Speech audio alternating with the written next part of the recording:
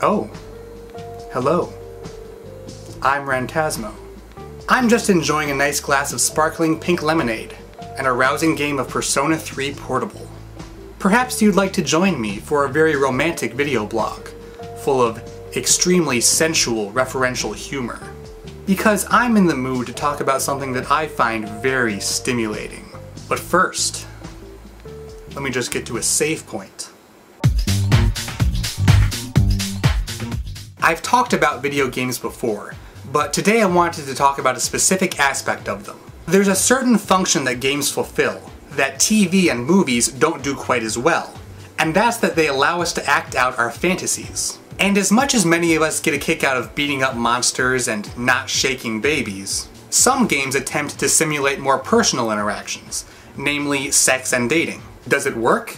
Well, sometimes to an extent. A game's never quite as good as the real thing, but for nerdy closeted guys in middle school, that elusive date with Barrett was sort of all we had.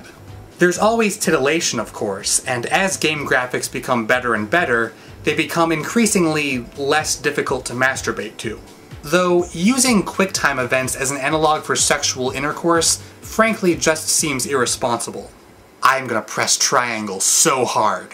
Even The Sims, a game all about social interaction, doesn't ultimately feel like much more than a series of mechanical exercises designed to achieve a desired result.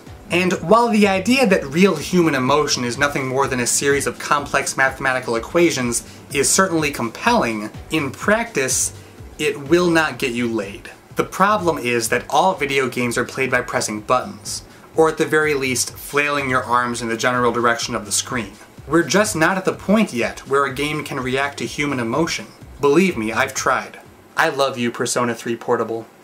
So how do you translate the pressing of buttons into a real emotional experience? Most of the games that attempt a deeper simulated romance are dating sims or visual novels, or use some elements thereof. These usually amount to elaborate choose-your-own-adventure stories, relying on narrative, dialogue trees, and sometimes stat building to simulate the feeling of participating in an actual romance. As long as the writing is good enough, you can actually find yourself developing an emotional attachment to your love interest. And unlike with a movie or TV show, you might actually feel as though you, the player, had a direct role in the development of this digital relationship. Dating sims and visual novels are incredibly popular in Japan, and elements of them sometimes make it into other games, especially RPGs like, I don't know, Persona 3 Portable. Very few of these games are targeted towards my particular demographic. Those that are tend to be independently made, and often have an especially narrow range of appeal.